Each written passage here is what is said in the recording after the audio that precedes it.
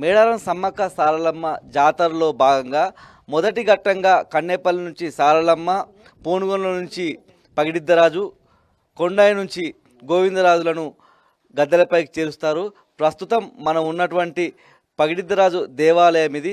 ఇక్కడ మనం చూసినట్టయితే ఈ మొదటి ఘట్టంలో భాగంగా మొదటి కార్యక్రమంగా కూడా పగిడిద్దరాజు చాలా దూరంగా అంటే మేడారానికి ఒక 70 కిలోమీటర్ల దూరంలో ఉంటారు కాబట్టి ఇక్కడ నుంచి పెనక వంశస్థులు పడిగ రూపంలో ఉన్నటువంటి పగిడిద్దరాజును గద్దెలపైకి తీసుకురావడం జరుగుతుంది. ఈ క్రమంలో ఇక్కడ పెళ్లి కొడుకుగా పగిడిద్దరాజును చేసి తీసుకువెళ్తారు. దానికి సంబంధించి ప్రతిసారి ఎక్కడ ఈ తరానికి సంబంధించి కూడా పెళ్లి కొడుకుని చేసేటప్పుడు ఆడపడుచులది ఆ ఊరికి సంబంధించిన కోడళ్ళదే విశేష పాత్ర ఉంటుంది. దానికి సంబంధించిన కార్యక్రమాలన్నీ మనం చూసుకోవచ్చు.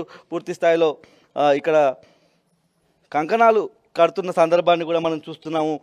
ఇక్కడ సంబంధించి పగిడిద్దరాకు సంబంధించిన పెనక వంశానికి సంబంధించిన ఆడపడుచులు ఉన్నారు. మనతో పాటు ఒక అమ్మ ఉన్నారు.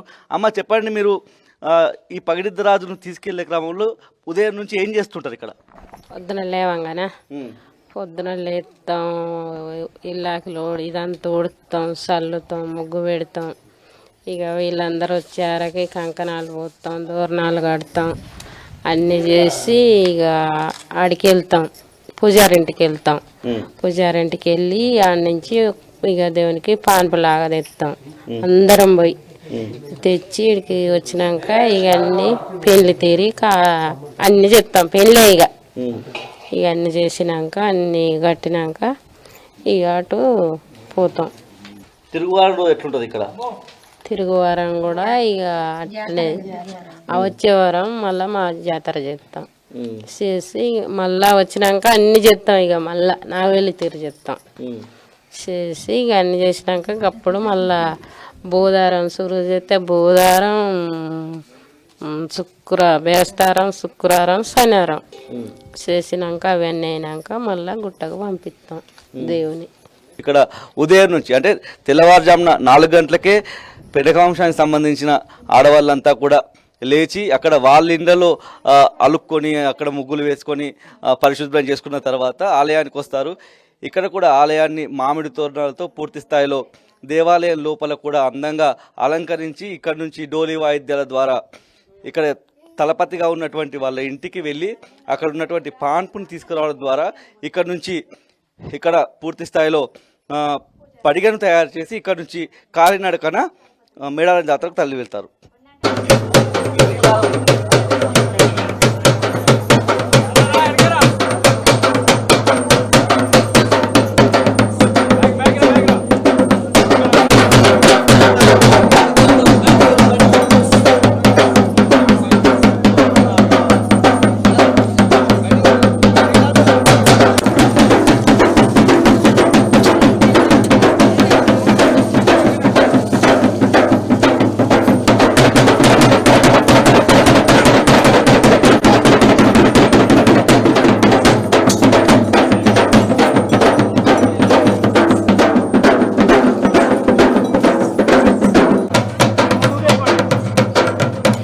స్వచ్ఛమైన ఆదివాసీ సంస్కృతి సాంప్రదాయాలకు నిలుటద్దంగా నిలుస్తోంది మేడారం సమ్మక్క సారలమ్మ జాతర. మనం ప్రస్తుతం ఉన్నటువంటి పగిడిద్దరాజు ఆలయానికి సమీపంలోనే పెనక వంశస్థులకు సంబంధించిన తలపతి ఇల్లు ఉంటుంది. పగిడిద్దరాజు గుడి నుంచి పెనక వంశస్థులు తలపతి ఇంటికి వెళ్ళి అక్కడ ఉన్నటువంటి పాన్పుని తీసుకొస్తూ ఉంటారు. ఈ క్రమంలో మనం చూసుకోవచ్చు, ఒక ఉత్సవంలో ఆనంద డోలికల్లో మునిగిపోతూ ఉన్నారు. ఆనంద పరవశంలో మునిగిపోతున్న సందర్భాన్ని మనం చూస్తూ ఉన్నాము. అందరూ నృత్యాలు చేస్తున్న సందర్భము, మహిళలైతే పూనకాలతో ఊగిపోతున్న సందర్భము. ఆలయానికి ఇక్కడికి సంబంధించినటువంటి ఏదైతే పాన్పు ఉందో తలపతి ఇంటి నుంచి తీసుకొచ్చేటువంటి పాన్పును పగిడిద్దరాజు ఆలయానికి తీసుకెళ్ళి అక్కడ ఈ పాన్పుతో పాటు పడిగను తయారు చేస్తారు. ఈ పాన్పు అదేవిధంగా పడిగను మేడారం సమ్మక్క సారలమ్మ జాతర దగ్గర ఉన్నటువంటి గద్దెల వద్దకు చేర్చేస్తూ ఉంటారు. మనం చూసుకోవచ్చు విజువల్స్లో. వీళ్ళంతా ఆనంద డోలికల్లో మునిగిపోతూ ఉన్నారు. ఆదివాసీ సంస్కృతి సాంప్రదాయాలకు ఇదొక నిలువుటద్దంగా చెప్పుకోవచ్చు. ఇక్కడ నుంచి అసలైన ప్రక్రియ మొదలవుతుంది. మొదలవుతుంది. మొదటి ప్రక్రియగా చెప్పుకోవాల్సి ఉంటుంది. పగిడిద్ద రాజును ఇక్కడి నుంచి తీసుకువెళ్ళే తరుణం ఉంటుంది. ఆ తర్వాత కన్నేపల్లి నుంచి సారలమ్మ, అదేవిధంగా గోవిందరాజు కొండాయి నుంచి వస్తారు. అంటే ఈ పగిడిద్ద రాజు ఉన్నటువంటి ఊరు మేడారం చాలా దూరంగా ఉంటుంది కాబట్టి ఇక్కడి నుంచే తొలుతగా పగిడిద్ద రాజు బయలుదేరి వెళ్ళడం అనే ఘట్టము మొదటి ఘట్టంలో ఉన్నటువంటి ప్రధాన కార్యక్రమంగా మనం చెప్పుకోవాల్సి ఉంటుంది.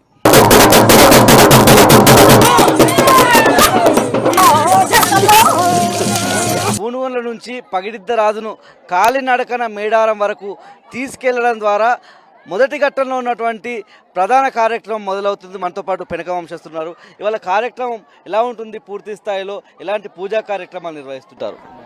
ఇప్పుడు మీరు చూసినారు, మేము మా తలపతి ఇంటి నుంచి పాన్పు తీసుకురావడం జరిగింది.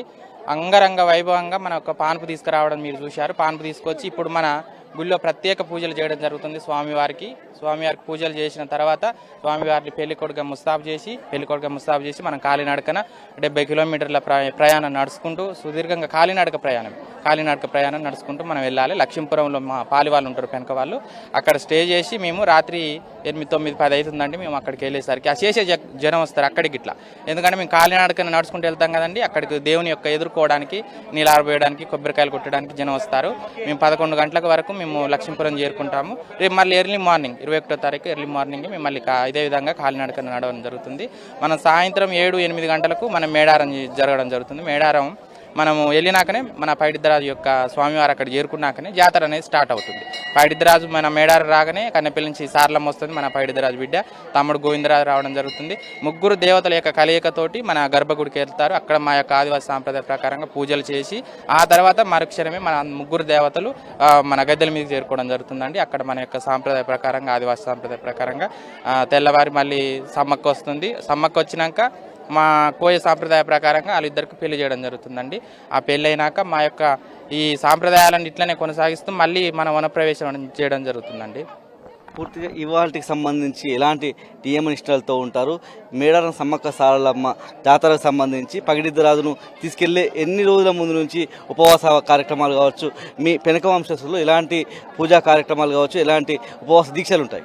అంటే మాకు మండమెలగడం అని పండుగ ఉంటుందండి. 14వ తారీఖు నుంచి ఆ రోజు నుంచి స్టార్ట్ అవుతుందండి మా యొక్క ఉపవాసాలు అనేది. ఒక పొద్దులు అంటాము.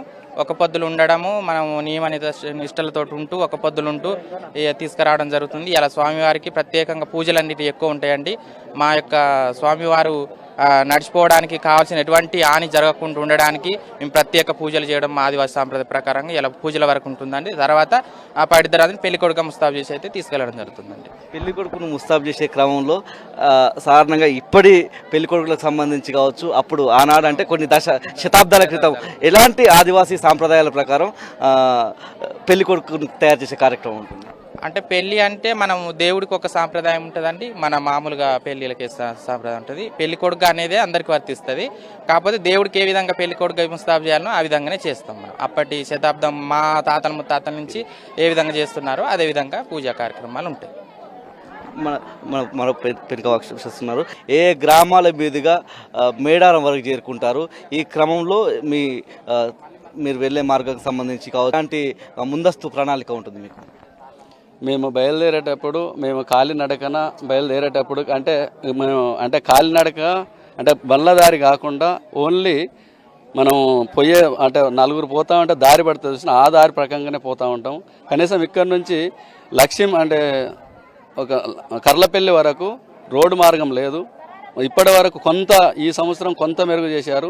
లక్ష్మీపురం వరకు రోడ్డు కావాలని, ఆ తర్వాత లక్ష్మీపురం తర్వాత కర్లపల్లి తర్వాత లక్ష్మీపురంలో బస చేసి ఆడ నుంచి మళ్ళీ పొద్దున 6 గంటల వరకు 6 గంటల నుంచి మళ్ళీ ప్రయాణం అవుతాం. మళ్ళీ ఆ ప్రయాణం అవుతూ ఎక్కడంటే పడిగాపూర్ ప్రాజెక్ట్ నగర్లో ఐటీడీ వాళ్ళు మాకు భోజనం ఏర్పాటు చేస్తారు. అక్కడి నుంచి ఎంగ్లాపూర్ నుండి చింతల నుంచి రెడ్డిగూడెం నుంచి జంపన్న వాగు టు మేడారంకు చేరుకోవడం జరుగుతుంది. అందరూ ఒకేసారి ఎక్కడ కలుసుకుంటారో ఆ కలుసుకునే క్రమం తర్వాత ముగ్గురు రేపు కన్నెపల్లి నుంచి సారలమ్మ, పగిడిద్దరాజు పునుగొండ్ల నుంచి గోవిందరాజు, కొండాయి నుంచి అందరూ జంపన్న వాగు దగ్గర కలుసుకున్న తర్వాత ఎలాంటి కార్యక్రమాలు చేస్తూ ఉంటారు? జంపన్న వాగు దగ్గర మేము ఈ ముగ్గురు దేవతలు వచ్చిన తర్వాత 3 దేవతలు కలిసిన తర్వాత మేము ఈ 3 దేవతలు పోయి గర్భగుడికి పోయి గర్భగుడిలో పూజా మందిరంలోకి సమ్మక్క వాళ్ళ పూజారులతోటి పసుపు కుంకాలు అందుకుంటే అలాయ్ బలాయ్ తీసుకోవడం జరుగుతుంది. ఆ తర్వాత పెద్ద ఎత్తున అంటే 4 పూజారులు కలిసి పూజా కార్యక్రమం చేసుకున్న తర్వాత అప్పుడు అలా గద్దెలకు రావడం జరుగుతుంది. మనతో పాటు మరొక పెద్ద వంశస్థులున్నారు. మీరు చెప్పండి, వాళ్ళ తిరుగువారం అనేది పెద్ద ఎత్తున నిర్వహిస్తూ ఉంటారు. ఆ తిరుగువారానికి సంబంధించి ఏం చెప్తారు? తిరుగువారం అంటే మేడారం జాతర అయిన తర్వాత అక్కడ నుండి వచ్చిన తర్వాత పూర్వం నుండే ఉన్నది నాగబెల్లి అని, పెళ్ళి తర్వాత నాగబెల్లి అని, దానికి సంబంధించి మళ్ళీ ఇక్కడ తీసుకొచ్చి మేము పైడిద్దరాజు జాతర అనేది జరుపుకుంటాం. ఇది మొత్తం చూస్తే దాదాపు మేడారం వరకు ఇక్కడ ఏదైతే పునుగోళ్ళ గ్రామంలో ఉన్నామో ఇక్కడ నుంచి మేడారం వరకు 66 కిలోమీటర్ల దూరంలో ఉంటుంది. ఇదంతా అడవి మార్గంలోనే వీళ్ళంతా కూడా కాలినడకన వెళ్తూ ఉంటారు. ఈ క్రమంలోనే కొన్ని ప్రదేశాల్లో అంటే ఇక్కడ నుంచి చాలా దూరం 40 కిలోమీటర్ల తర్వాత కానీ వీళ్ళు ఆహార పానీయాలు తీసుకొని పరిస్థితి ఉంటుంది. మరీ దాహం వేస్తే దారిలో ఉన్నటువంటి ఏదైనా సెలయేరు నీళ్లు తాగుతూ వెళ్ళే క్రమం కనిపిస్తూ ఉంటుంది. ఇక్కడ నుంచి పగిడే అదేవిధంగా పాన్పు రూపంలో ఉన్నటువంటి పగిడిద్ద రాజును మేడారంకి అయితే తీసుకువెళ్తుంటారు. పగిడిద్ద రాజు ఆలయ ప్రధాన పూజారి, వీళ్ళను వడ్డెలు అంటారు. ఆదివాసీ భాషా క్రమంలో మనం చూసినట్టయితే పూర్తి స్థాయిలో ఏదైతే పడిగే సిద్ధమైపోయింది. మనతో పాటు ప్రధాన పూజారి ఉన్నారు, రాజేశ్వర్ గారు. చెప్పండి, ఇవాళ ప్రక్రియ అంతా ఎట్లా ఉంటుంది? ఈ వెళ్ళే మార్గంలో మీ ఆహార దప్పికలకు సంబంధించి ఎలా ఉంటుంది? సెలయేళ్ళ నీళ్లు తాగుతారని తెలిసింది. ఎక్కడ ఆ నీళ్లు దొరుకుతాయి మీకు? వెళ్ళే గ్రామాల వారీగా ఎలాంటి ఏ గ్రామాలు ఎలాంటి గుట్టలు దాటుతూ మీరు వెళ్తూ ఉంటారు? నా పేరు పెనక రాజేశ్వర్, ఆలయ ప్రధాన పూజారి. నేను గత 2 సంవత్సరాల నుండి పూజారిగా చేస్తున్నాను. ఇక్కడ మేము ఈరోజు మార్నింగ్ 5 గంటల నుండి మా కార్యక్రమాలు స్టార్ట్ అయినాయి. ఇప్పుడు ఇక్కడ నుండి మేము పడగ రూపంలో పెళ్ళికొడుగా తయారు చేసి పగిడిద్దరాజును ఒక్క పొద్దులో ఉండి కాలినడకన 25 కిలోమీటర్ల దూరంలో పసరావు గ్రామం జరుగుతుంది. అక్కడ లక్ష్మీపురంలో మేము బస చేసి ఆ రాత్రి అక్కడ పడుకొని ఎర్లీ మార్నింగ్ 5 గంటలకి అక్కడ నుండి మేము మేడారానికి సాయంత్రం 7 గంటలకల్లా అక్కడ చేరుకుంటాము. మేము చేరుకున్న తర్వాతనే కొండాయి నుండి గోవిందరాజు, కన్నెపల్లి నుండి సారలమ్మ, పునుగోల నుండి పగిడిద్దరాజు, 3 దేవతలు అక్కడ కలిసిన తర్వాతనే సమ్మక్క గద్దెకు మేము గర్భగుడికి చేరుకుంటాము. అక్కడ నుండి మా కార్యక్రమాలు స్టార్ట్ అవుతుంటాయి. అయితే మీరు ఆహార పానీయాలు పెద్దగా ముట్టరు, ఉపవాస దీక్షలో ఉన్న నేపథ్యంలో అక్కడి వరకు వెళ్ళడానికి 66 కిలోమీటర్లు నడవడానికి, అందులోనూ అటవీ మార్గంలో చెప్పులు లేకుండా నడవడానికి మీ శక్తి సామర్థ్యాలు ఎట్లా ఉంటాయి? భగవంతుడి కరుణ మీ మీద ఎట్లా ఉంటుంది అనుకుంటారు? ఇంకా అది దేవుడు మా మీద కరుణ ఉండి మాకు చెప్పులు వేసుకోము, మాకు ముళ్ళులు కానీ రాళ్ళు కానీ ఏమి కూర్చోకుండా ఆ దేవుడే మమ్మల్ని కాపాడుతూ ఉంటాడు. అంటే ముఖ్యంగా మీరు ఇక్కడ అమ్మవారిని మొక్కుకొని పగిడిద్దరాజు దేవుణ్ణి మొక్కుకొని అంటే వెళ్ళే మార్గం అంతా కూడా అటవీ మార్గం, ఎలాంటి తేళ్లు పాములు గుట్టొద్దు, ఎలాంటి హాని తలపెట్టొద్దని మొక్కుకొని వెళ్తారట. ఆ క్రమం అంతా ఎట్లా ఉంటుంది? మా పూర్వీకుల నుండి కూడా కాలినడకన వెళ్తూ ఉంటారు. అప్పటి నుండి ఇప్పటి వరకు కూడా పాము కానీ తేలు కానీ ముళ్ళు కూర్చుందనగా చిన్న ఆనవాళ్ళు కూడా లేదండి. ఇక మాకు అందుకనే మాకు అంత నమ్మకంగా మేము ఉన్నామండి. మీరు చెప్పండి, ఎట్లా ఉంటుంది వెళ్ళే క్రమం అంతా? ఎలాంటి ఆనందోత్సవాల మధ్య వెళ్తుంటారు? నా పేరు పెనక రామస్వామి, పగిడిద్దరాజు పూజారి. మేము మా పూర్వీకుల నుండి చాలా ఇప్పటి వరకు అయితే చాలా ఆనందంగానే, ఎటువంటి హాని జరగకుండా, కనీసం కాలు నొప్పి, ఏలు నొప్పి, ముళ్ళు అనేది కూడా ఇంతవరకు లేదు. వాళ్ళు ఏ విధంగానైతే జరిపినలో మేము అంతకి రెట్టింపు ఉత్సాహంతో పెనక వంశస్థులు అందరం కలిసి దీన్ని చాలా ఉత్సాహంగా జరపడానికి అయితే సిద్ధంగా ఉన్నాం. మనతో పాటు ఈవో ఉన్నారు, మేడారం జాతరకు సంబంధించిన ఈవో ఉన్నారు. మీరు చెప్పండి సార్, ఎట్లా ఉంటుంది వెళ్ళే క్రమం అంతా కూడా ఎట్లా ఉంటుంది? వీళ్ళని తీసుకెళ్లేటప్పుడు ఎట్లాంటి ఏమంటారు సపర్యలు కావచ్చు, ఎలాంటి వీళ్ళకి సంబంధించిన ఆహార పానీయాలకు సంబంధించి ఎట్లాంటి చర్యలు తీసుకుంటూ ఉంటారు? ఇప్పుడు మాకు ఈ మేడారం సమ్మక్క సారలమ్మ మహాజాతర సందర్భంగా ఈ యొక్క ఆలయంలో మాకు ఉపాలయము, ప్రధాన స్వామివారైనటువంటి శ్రీ పగిడిద్ద రాజువారి పూజా మందిరము ఈ పునుగొండ్ల గ్రామము, గంగారం మండలము, మహబూబాబాద్ జిల్లాలో ఉంది. సుమారు మేడారానికి 60 కిలోమీటర్ల దూరం లోపల ఈ ఆలయం వెలిసి ఉంటుంది. పూజారులు ఆదివాసీ సాంప్రదాయం ప్రకారం అనాదిగా ఈ ప్రాంతం నుండి మేడారానికి వెళ్ళి అక్కడ యొక్క స్వామివారి పూజా కార్యక్రమాలు, అమ్మవారి పూజా కార్యక్రమాలు చేసుకోవడం ఆనవాయితీ. ఇంతకుముందు వారి సాంప్రదాయాల ప్రకారంగా నియమ నిష్టలతోటి భగవంతుని యొక్క సేవలో నిమగ్నమై వెళ్ళేవారు. తదుపరి దేవాదాయ శాఖ ద్వారా ఈ యొక్క ఆలయ నిర్మాణము, తర్వాత నిర్వహణ చేపట్టిన తదుపరి అనేక సంవత్సరాలు కూడా ఈ యొక్క కార్యక్రమాలు నిర్విఘ్నంగా కొనసాగుతున్నాయి. ఈ మధ్య లోపల ప్రభుత్వం నుండి ఈ ప్రధాన దేవాలయాలతో పాటు ఉపాలయాలను కూడా అభివృద్ధి చేయాలన్నటువంటి సత్సంకల్పంతో మేము అన్ని ఏర్పాట్లు చేయడం జరుగుతుంది. ఇంతకుముందు మన భక్తులు కానీ తర్వాత ఆలయ పూజారులు కానీ ఈ స్వామివారికి కావాల్సినటువంటి సపర్యలు లక్ష్మీపురంలో చేసేది. ఈసారి ప్రభుత్వం నుండి ప్రత్యేక చొరవ తీసుకొని పూజారులకు కావాల్సినటువంటి సౌకర్యాలు లక్ష్మీపురం లోపల కూడా ఏర్పాటు చేయడం జరిగింది.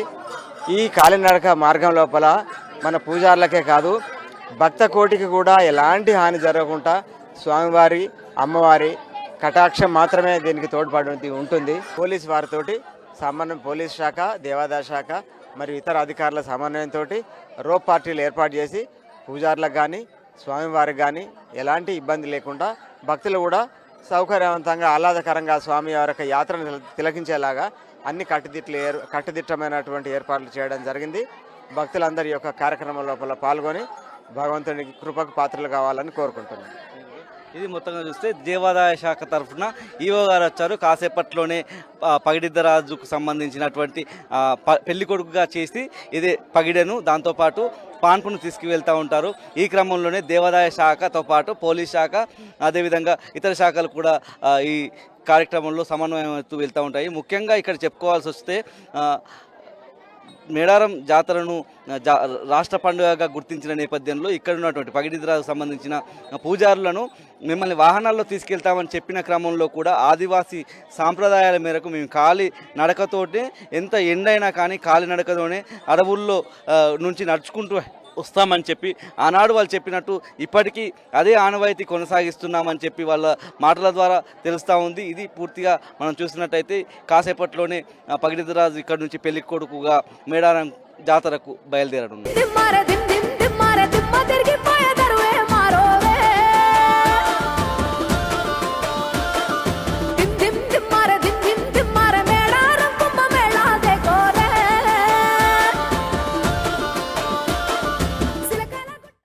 పెళ్లి కొడుకుగా ముస్తాబైన పగిడిద్దరాజు పూనుగోన నుంచి బయలుదేరి మేడారం వెళ్తున్నాడు. మనం చూసుకోవచ్చు విజువల్స్లో. ఇక్కడ అంతా గ్రామం అంతా కూడా ఒక సందడి వాతావరణం మనకు కనిపిస్తూ ఉంది. అడవుల్లో నుంచి వాగులు సెలయేర్లు దాటుతూ ఈ ప్రయాణం అంతా మనకు కొనసాగుతుంది. గొర్రెవాగు, రోళ్లమడుగు, చింతకాని గుండం, దానును గుండం, తూములేటి చెరువు, తౌసిమడుగు అనే వాగు, దాంతోపాటు కర్లపల్లి దగ్గర ఉన్నటువంటి ఏనుగుబండ, ఇవన్నీ దాటుతూ వెళ్తుంటారు. ఈ దాటిన క్రమంలో వచ్చే లక్ష్మీపురం గ్రామంలో రాత్రి బస చేస్తారు. అక్కడ ఉన్నటువంటి పెనక వంశానికి సంబంధించిన లక్ష్మయ్య ఇంట్లో ఇవాళ రాత్రి బస ఉంటుంది. రేపు ఉదయం 5 గంటలకు లేచిన తర్వాత రేపు సాయంత్రం వరకు ఏదైతే మేడారం చేరుకుంటూ ఉంటారు, మేడారంలో ఉన్నటువంటి జంపన్న బాగు చేరుకుంటూ ఉంటారు. రేపు ఉదయం లేచిన తర్వాత వెంగళాపురం అదేవిధంగా పడిగపురం చేరుకుంటారు. పడిగపురంలో మళ్ళీ స్నానాలు ఆచరించి మళ్ళీ ఏదైతే పగిడిద్దరాజును ముస్తాబు చేసి అక్కడి నుంచి జంపన్న వాగుకు చేరిన తర్వాత మళ్ళీ ఊరేగింపుగా సమ్మక్క ఆలయానికి చేరుకొని అక్కడ ఆదివాసీ సాంప్రదాయాల మేరకు అక్కడ వాళ్ళ కార్యక్రమాలు ఉంటాయి. అక్కడి నుంచి సమ్మక్క అనుమతి తీసుకున్న తర్వాత గద్దెలపైకి చేరడం ఆనవాయితీగా వస్తున్న క్రమం. ఇదే క్రమంలో పగిడిద్దరాజును తీసుకువెళ్లే క్రమంలో ఇక్కడ దేవాదాయ శాఖ, పోలీసులతో పాటు పలు శాఖలు సమన్వయం చేసుకుంటూ వెళ్తున్న సందర్భాన్ని మనం చూసుకోవచ్చు. పూర్తి స్థాయిలో పగిడిద్దరాజు సంబంధించినటువంటి పడిగే వెళ్తూ ఉంది. బయలుదేరిన సందర్భాన్ని మనం చూస్తూ ఉన్నాము. పగిడిద్దరాజు పెళ్లి కొడుకుగా ముస్తాబై వెళ్తున్న సందర్భాన్ని చూసాము. ఈ క్రమంలోనే ఇక్కడ ఉన్నటువంటి గ్రామస్తులంతా కూడా నీళ్ళారబోస్తున్న సందర్భాన్ని కూడా మనం చూస్తూ ఉన్నాము. అందంగా ముస్తాబు చేసి ఈ గ్రామం అంతా ఒక ఆహ్లాదమైన, ఒక సంతోషకరమైన వాతావరణంలో తీసుకెళ్తా ఉన్నారు. కాలినడక మార్గంలోనే 66 కిలోమీటర్ల పాటు నడిచి ఇవాళ రాత్రి బస చేసి రేపు సాయంత్రం వరకు జంపన్న వాగు దగ్గర పగిడిద్దరాజు, గోవిందరాజు, కన్నేపల్లి నుంచి వచ్చినటువంటి సారలమ్మ చేరుకున్న తర్వాత గద్దెలకు చేరుకుంటారు. ఇక్కడ ఈ క్రమంలోనే సమ్మక్క ఆలయానికి వెళ్ళి ఇక్కడ అనుమతి తీసుకొని గద్దెలపైకి చేరుకోవడం ఆనవాయితీగా వస్తున్న క్రమము. పూర్తి స్థాయిలో ఈ పగిడిద్దరాజును తీసుకొస్తున్న క్రమంలో భక్తులెవరు టచ్ చేయడానికి, తాకడానికి ప్రయత్నం చేయొద్దు భక్తులు ఎవరు కూడా అని చెప్పి అధికారులు సూచిస్తున్న సందర్భాన్ని కూడా మనం చూస్తూ ఉన్నాము. కెమెరా పర్సన్ సంజీవ్తో రవికాంత్, టీ న్యూస్, మహబూబాబాద్ జిల్లా పూనుగోల నుంచి.